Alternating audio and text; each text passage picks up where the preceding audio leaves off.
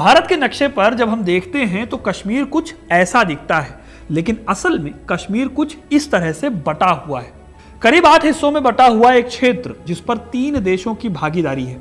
जब भारत को जम्मू कश्मीर मिला था तब इसका बॉर्डर सोवियत रूस तक को छूता था, लेकिन आज की तारीख में पूरे जम्मू कश्मीर के 10% हिस्से पर चाइना का कब्जा है, तो वहीं 30% कब्जा पाकिस्तान के पास है और भारत के पास सिर्फ 60% हिस्सा है। हम आज भी कश्मीर के 3,22,000 स्क्वायर किलोमीटर को अपना मानते हैं, लेकिन पाकिस्तान और चीन भारत की जमीन पर आज भी कब्जा जमाए बैठे हैं। पाकिस्तान के कब्जे वाले एरिया को ही पीओके यानी पाकिस्तान ऑक्यूपाइड कश्मीर कहा जाता है। सबसे बड़ी बात यह है कि इसी जगह से भारत के खिलाफ आतंक की साजिशें भी रची जाती रही हैं। हालांकि ऐतिहासिक रूप से पाकिस्तान के कब्जे वाला कश्मीर कभी जम्मू और कश्मीर रियासत का हिस्सा था। फिर 1947 में पाकिस्तान ने इस रियासत के बड़े हिस्से पर अवैध रूप से कब्जा कर लिया था। तब से लेकर आज तक एक लाइन है जो बनी हुई है दोनों देशों के बीच। ये दुनिया की सबसे विवादित लाइंस में से एक है। लेकिन आखिर पाकिस्तान इतने बड़े एरिया पर अपना कब्जा कैसे कर पाया? हाल ही में हुए ऑपरेशन सिंदूर के बाद सवाल यह भी आता है कि क्या भारत पाकिस्तान के इस अवैध कब्जे को खत्म कर पाएगा? इसे खत्म करने में कौन सी दिक्कतें आ सकती हैं और भारत के पास ऐसे कौन से रास्ते हैं जिसके थ्रू भारत कश्मीर के हर हिस्से को अपने पास ला सकता है? साथ ही एक बात जो हमें इग्नोर नहीं करनी चाहिए वो ये है कि इस जगह के इतिहास को जानते समय ध्यान रखना होगा कि चाइना और पाकिस्तान कैसे इस पूरे एरिया में अपनी डोमिनेंस बनाने में लगे हुए हैं। ये सब जानने के लिए वीडियो को पूरा देखिएगा, क्योंकि अपना इतिहास नहीं जानोगे तो खुद को कैसे पहचानोगे। अब इतिहास में जाएं उससे पहले आपको बताता हूं कि अगर आज आप कश्मीर के नक्शे को देखेंगे तो ये 3 हिस्सों में बटा हुआ है और ये तीनों हिस्से अलग अलग देशों के पास है। पहला हिस्सा भारत के पास है, जिसे हम जम्मू कश्मीर और लद्दाख के नाम से जानते हैं। साल 2019 में इसे 2 केंद्र शासित प्रदेशों यानी यूनियन टेरिटरी में बांट दिया गया, एक जम्मू कश्मीर और दूसरा लद्दाख। इसमें श्रीनगर, जम्मू, लेह और कारगिल जैसे एरिया आते हैं। वहीं दूसरा हिस्सा पाकिस्तान के कब्जे में है, जिसे पाकिस्तान ऑक्यूपाइड कश्मीर या पीओके कहते हैं और इसे 2 भागों में बांटा गया है। एक है पाकिस्तान कंट्रोल्ड कश्मीर जिसकी राजधानी मुजफ्फराबाद है और दूसरा है गिलगित बाल्टिस्तान। ये दोनों हिस्से भारत के जम्मू कश्मीर का ही हिस्सा है, लेकिन पाकिस्तान इन पर कब्जा करके बैठा है। तीसरा हिस्सा चाइना के कब्जे में है, जिसमें अक्साई चीन आता है जो लद्दाख का हिस्सा हुआ करता था कभी, और सक्शगम घाटी भी आती है जिसे पाकिस्तान ने 1963 में चाइना को सौंप दिया था। इस तरह कश्मीर एक ऐसा इलाका है जो भारत, पाकिस्तान और चाइना तीनों के बीच एक कॉम्प्लिकेटेड कंट्रोवर्सी की जगह बना हुआ है। लेकिन ये सब हुआ कैसे, इसके लिए हमें जाना होगा इतिहास में। तो चलिए आपको ले चलते हैं जम्मू कश्मीर के इतिहास में। इतिहास के पन्नों को पलटे तो पता चलता है कि जो कश्मीर आज मुस्लिम बहुल है, वहां कभी अलग अलग वंश के बौद्ध और हिंदू राजाओं का शासन रहा है। 14वीं सदी में कश्मीर को पहला मुस्लिम शासक मिला था। फिर 16वीं सदी के आखिर तक मुगलों ने कश्मीर में शासन किया। इसके बाद साल 1819 में महाराजा रणजीत सिंह ने कश्मीर को सिख साम्राज्य में शामिल किया। साल 1839 में महाराजा रणजीत सिंह की मृत्यु के बाद सिखों ने अंग्रेजों से समझौते की पेशकश की। मौका देखकर गुलाब सिंह डोगरा ने 75 लाख रुपए में कश्मीर को खरीद लिया। 6 मार्च 1846 को अमृतसर की संधि हुई। गुलाब सिंह ने अंग्रेजों के अधीन रहते हुए जम्मू कश्मीर रियासत की गद्दी संभाली और डोगरा वंश की नींव रखी कश्मीर में। यहीं से मौजूदा जम्मू कश्मीर अस्तित्व में आया। डोगरा राजवंश के काल में जम्मू कश्मीर की सीमा उत्तर में हिंदू कुश पर्वत से लेकर दक्षिण में जम्मू के मैदानों तक थी। यह सीमा गिलगित, हुंजा, नागार, चित्राल तक फैली हुई थी, जो सोवियत रूस को भी छूती थी। इन्हीं गुलाब सिंह के परिवार के आखिरी राजा थे महाराजा हरि सिंह, जो 1947 में देश की आज़ादी के वक्त कश्मीर के राजा थे। जब 1947 में भारत का विभाजन हुआ तो ब्रिटिश शासन के अधीन स्वतंत्र रियासतों को यह कहा गया कि या तो आप भारत अथवा पाकिस्तान में शामिल हो जाइए या फिर आप स्वतंत्र भी रह सकते हैं। इस हिसाब से कश्मीर के राजा हरि सिंह के पास भी ऑप्शन था, लेकिन कश्मीर में राजा भले ही हिंदू थे मगर यहाँ की जनता मुस्लिम डोमिनेटिंग थी। अब हरि सिंह चाहते थे कि वो स्वतंत्र रहें, लेकिन 2 बहुत ही कट्टर दुश्मन देशों के बीच में ऐसी किसी रियासत के आज़ाद रहने का सवाल बहुत मुश्किल था। पहले हरि सिंह की जनता ने हरि सिंह के खिलाफ विद्रोह किया। ये विद्रोह कुछ तेज भी हुआ क्योंकि पुंछ के एरिया में इस विद्रोह को हरि सिंह की सेना ने दबा दिया। लेकिन फिर आगे जाकर वही हुआ जो होना तय था।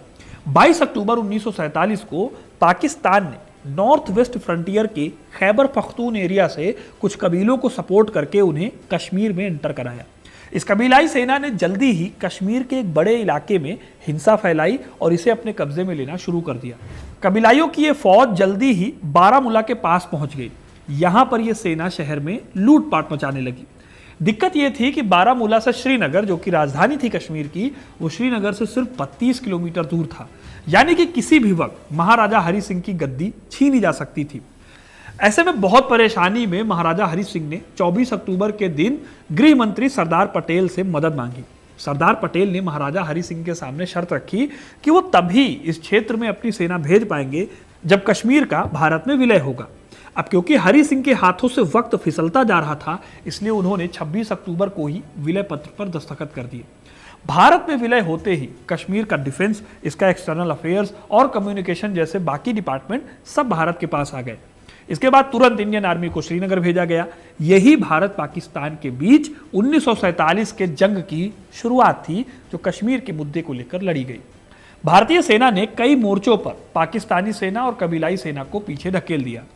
1 जनवरी 1948 के दिन पीएम नेहरू कश्मीर के इस मुद्दे को लेकर यूनाइटेड नेशंस गए। यहां पर 21 अप्रैल 1948 के दिन यूएन ने एक रेजोल्यूशन 47 पास किया। इसके तहत सबसे पहले युद्ध को रोका गया। फिर पाकिस्तानी सेना को कहा गया कि वो तुरंत जम्मू और कश्मीर के एरिया को छोड़ दें। इसके साथ ही इंडिया को कश्मीर में एक मिनिमम सेना रखने का आदेश दिया गया। इसी रेजोल्यूशन में कहा गया कि दोनों सेनाओं के पीछे हटने के बाद कश्मीर के लोगों के बीच जनमत संग्रह कराया जाएगा। यानी जनता को ताकत दी गई कि वो अपने वोटों के जरिए ये बता सके कि उन्हें पाकिस्तान में रहना है, भारत का हिस्सा बनना है, या फिर आज़ाद रहकर वो एक नए देश के तौर पर रहेंगे। अब क्योंकि पाकिस्तान ने कभी भी कश्मीर के उस हिस्से से अपनी सेना हटाई नहीं, इसलिए कभी भी ये जनमत संग्रह हुआ ही नहीं। फिर आता है साल 1949, जब होता है कराची एग्रीमेंट। इसके तहत भारत और पाकिस्तान के बीच सीज फायर लाइन बनाई गई। दोनों ही देशों ने जहां पर युद्ध को छोड़ा था, वहीं पर जमकर इन्होंने अपनी अपनी लाइन खींच ली। इस तरह से ये लाइन ही आगे जाकर पीओके का आधार बनी। यहीं से पाकिस्तान ऑक्यूपाइड कश्मीर का हिस्सा अस्तित्व में आया। अब दोस्तों, आज की तारीख में भी पाकिस्तान ने भारत की जमीन पर कब्जा किया हुआ है और आज भी ये जगह विवादों में है। लेकिन साल 1963 में पाकिस्तान ने साइनो पाकिस्तान एग्रीमेंट के तहत 500 स्क्वायर किलोमीटर का एरिया चाइना को गिफ्ट कर दिया। यानी कि पाकिस्तान द्वारा भारत की कब्जाई जमीन को चाइना को दे दिया गया। यह जगह ट्रांस काराकोरम या सक्सेगम घाटी कहलाती है। इस कदम के बाद अब सक्सेगम घाटी चाइना के शिनजियांग उइगुर इकोनॉमिक रीजन का हिस्सा हो गया। कहने का मतलब है कि जिस हिस्से को भारत अपना कहता है, उस पर कब्जा किया पाकिस्तान ने और फिर दे दिया इसे चीन को, जो भारत का ही सबसे बड़ा दुश्मन है, वो भी इंडो चाइना युद्ध यानी 1962 के तुरंत बाद। ध्यान से देखोगे तो पता चलेगा कि ये एरिया स्ट्रेटेजिकली काफी इंपॉर्टेंट है आज की डेट में भी। खैर, इसके बाद 1971 में भारत और पाकिस्तान की एक और जंग होती है। इसमें पाकिस्तान की हार होती है। इस हार के बाद बांग्लादेश बनता है और 1972 में शिमला समझौता होता है। इस समझौते के तहत सीज फायर लाइन को ऑफिशियली लाइन ऑफ कंट्रोल घोषित किया गया और दोनों ही देशों ने तय किया कि वो आपस में इस मुद्दे को सुलझाएंगे। हालांकि पाकिस्तान ने कश्मीर के इस हिस्से को भारत के खिलाफ आतंकवाद को फैलाने के लिए भी इस्तेमाल किया आगे जाकर। इसमें लश्कर तैयबा, जैश ए मोहम्मद और हिजबुल मुजाहिदीन जैसे आतंकी संगठनों को पाला पोसा गया। इन आतंकी संगठनों ने बड़े पैमाने पर कश्मीर और देश के दूसरे हिस्से में आतंकवाद को फैलाने का काम किया। 90 का दशक ऐसे कई हमलों से भरा पड़ा था। 92 में भारतीय संसद ने एक प्रस्ताव पास किया जिसमें कहा गया कि Jammu and Kashmir is and shall be an integral part of India. इसके साथ ही भारत ने कहा कि पाकिस्तान को कश्मीर के अनधिकृत क्षेत्र से अपनी सेनाओं को वापस बुलाना चाहिए। इसके बाद दोस्तों, आपको पता ही है कि 1999 में भारत और पाकिस्तान के बीच एक छोटा लेकिन बहुत भीषण युद्ध हुआ, जिसे हम कारगिल के नाम से जानते हैं। लेकिन फिर भी पाकिस्तान ने कभी भी पाकिस्तान ऑक्यूपाइड कश्मीर यानी पीओके से अपने कब्जे को हटाने की कोई पहल नहीं की। 1992 में जो भारत ने कहा कि कश्मीर भारत का अभिन्न हिस्सा है, उसे साल 2020 में यूएन की जनरल असेंबली में भी भारत ने दोहराया। लेकिन पाकिस्तान ने एक और कदम आगे जाते हुए गिलगिट बाल्टिस्तान को अपना 5वां प्रोविंस घोषित कर दिया। यानी कि अवैध रूप से कब्जाई जमीन को पाकिस्तान ने आधिकारिक रूप से अपना बता दिया। अगर देखा जाए तो यह दावा कराची समझौते के साथ साथ 1972 के शिमला एग्रीमेंट के भी खिलाफ है। लेकिन पाकिस्तान ऐसा कई वजहों से करता है। पहला तो यह कि कश्मीर पाकिस्तान की इंटरनल पॉलिटिक्स के लिए बहुत ज़रूरी है। कश्मीर के मुद्दे को ही पाकिस्तान की पॉलिटिक्स में जिंदा रखा जाता है ताकि असल मुद्दों से जनता का ध्यान भटकाया जा सके। वहीं दूसरी तरफ पाकिस्तान भारत के ऊपर एक स्ट्रेटेजिक बढ़त के लिए भी इसका इस्तेमाल करता है। देखिए, इंडिया के लिए पीओके स्ट्रेटेजिकली बहुत ज़रूरी है। यह हिस्सा एक साथ कई देशों से बॉर्डर साझा करता है। पाकिस्तान तो है ही, इसके साथ ही अफगानिस्तान, चाइना और साथ ही साथ चीन की सबसे बड़ी सिटी शिनजियांग भी इससे जुड़ी हुई है। इसके साथ ही ये एरिया ताज़ा पानी और मिनरल्स के क्षेत्र में बहुत ज़्यादा रिच है। यहाँ मुजफ्फराबाद के एरिया में सोना, कोयला, चाक, ग्रेफाइट जैसे कई मिनरल्स मिलते हैं। ऐसे ही ये पूरा एरिया हाइड्रो इलेक्ट्रिसिटी हब बन सकता है। यहाँ कई ऐसे प्रोजेक्ट खोले जा सकते हैं। इन्हीं सबका फायदा पाकिस्तान पीओके को अपने कब्जे में लेकर करता है। चाइना के साथ चाइना पाकिस्तान इकोनॉमिक कॉरिडोर को इस्टेब्लिश करके चाइना ने यहां करीब $50 बिलियन का इन्वेस्टमेंट भी किया है। यानी कि पाकिस्तान भारत की जमीन पर चाइना से समझौते करके भारत की संप्रभुता को भी खतरे में डाल चुका है। अगर पीओके हमारे पास होता तो आज हम सेंट्रल एशिया जाने के लिए समुद्री रास्ते के साथ साथ लैंड रूट के भी ऑप्शन में होते, जो अफगानिस्तान होते हुए हमें सेंट्रल एशिया तक का एक्सेस देता। लेकिन ऐसा नहीं हो पाया क्योंकि पाकिस्तान आज भी यहां से हटने का नाम नहीं ले रहा है। तो सवाल आता है कि आखिर क्यों आज भी हम पीओके को अपने कब्जे में नहीं कर पाए, या दूसरे शब्दों में हम आज भी अपनी जमीन का हक वापस क्यों नहीं ले पा रहे। देखिए, इसका एक बहुत बड़ा रीजन है पहाड़ी एरिया। दरअसल हिमालय की मुश्किल पहाड़ियों पर ऑपरेशन चलाए रखना थोड़ा मुश्किल काम है। वही पाकिस्तान की ओर से पहाड़ियां ढलान की ओर है, मतलब कि पाकिस्तान की ओर से ये पहाड़ियां उतनी ऊंचाई पर नहीं है, इसलिए पाकिस्तान को यहां मिल जाता है एडवांटेज। दूसरी दिक्कत यह है कि हम आज तक इस पॉलिसी को मानते आए हैं कि पहला हमला हम नहीं करेंगे, यानी नो फर्स्ट अटैक की नीति। इसके चलते पिछले 77 सालों में भारत की एक भी सरकार ने, चाहे वो किसी भी पार्टी की सरकार क्यों ना हो, सबने ही पहले कभी भी हमला नहीं किया। लेकिन पिछले कुछ दिनों में जैसा कि पाकिस्तान और भारत के बीच टेंशन का माहौल बना है, अगर आगे जाकर ऐसी कोई सिचुएशन आती है तब भारत सरकार और इंडियन आर्मी के पास मौका होगा पीओके को अपने कब्जे में करने का।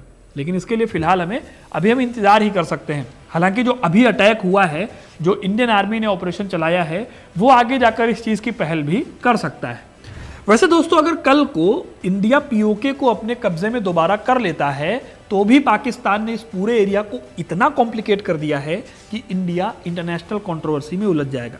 हर बात पर अपनी टांग अड़ाने वाले चाइना को पाकिस्तान पहले ही सक्षम घाटी दे चुका है। सीपेक कॉरिडोर को पीओके के बीच से निकालने में भी सहमति पाकिस्तान दे चुका है। इसलिए कल को पाकिस्तान से अगर भारत खुद अपना हिस्सा छीन भी ले तो भी भारत की मुश्किलें कम नहीं होने वाली। यहाँ ये बात भी ध्यान देने वाली है कि पाकिस्तान, चाइना और भारत ये तीनों ही न्यूक्लियर वेपन देश हैं। यानी कि या तो ये तीनों देश कभी जंग लड़ेंगे नहीं, या फिर इनकी लड़ाई बहुत बड़ी तबाही लाएगी। इसीलिए पीओके को अपने कंट्रोल में वापस लेना एक टेढ़ी खीर है। एक और बात जो हमें देखनी होगी वो ये है कि पाकिस्तान ने पीओके को टेररिज्म का लॉन्च पैड बना रखा है। यानी कि पीओके को अपने साथ मिलाने पर ये दिक्कतें भारत की अपनी दिक्कतें हो जाएंगी। हालांकि हमें यह भी नहीं भूलना होगा कि पीओके है तो हमारे भारत का ही अहम हिस्सा। इसीलिए पीओके को भारत में दोबारा वापस लाने के लिए आज भी हमारी विदेश नीति तत्पर है।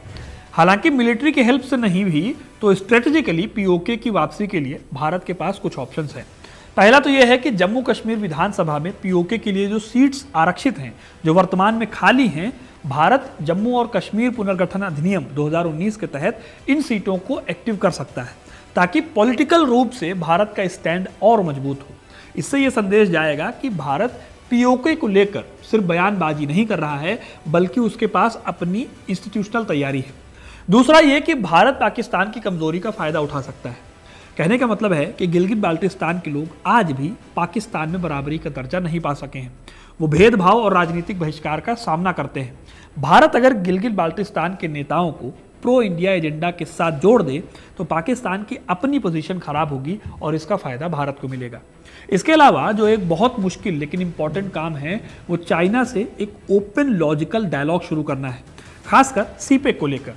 यह बातचीत इस आधार पर होनी चाहिए कि कंट्रोवर्शियल लैंड में इन्वेस्ट करना इंटरनेशनल लॉज के खिलाफ है।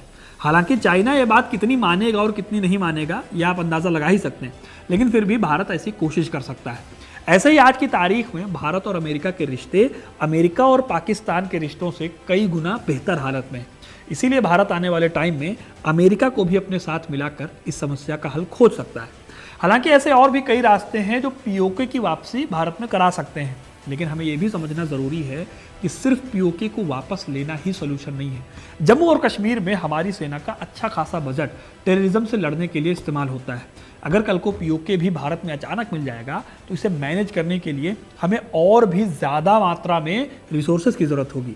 आप खुद देखिए कि जब इंडियन आर्मी ने भी अपना ऑपरेशन चलाया तो एक बड़ा हिस्सा पीओके में ही था, यानी आतंकियों के बहुत बड़े बड़े ठिकाने आपको पीओके में मिलेंगे। इसलिए कल को अगर भारत पीओके को पाकिस्तान से हासिल कर भी लेता है तो भी भारत को बहुत अलर्ट होना पड़ेगा और कई अलग अलग नए नए मोर्चों पर उसको तैयारी करनी पड़ेगी।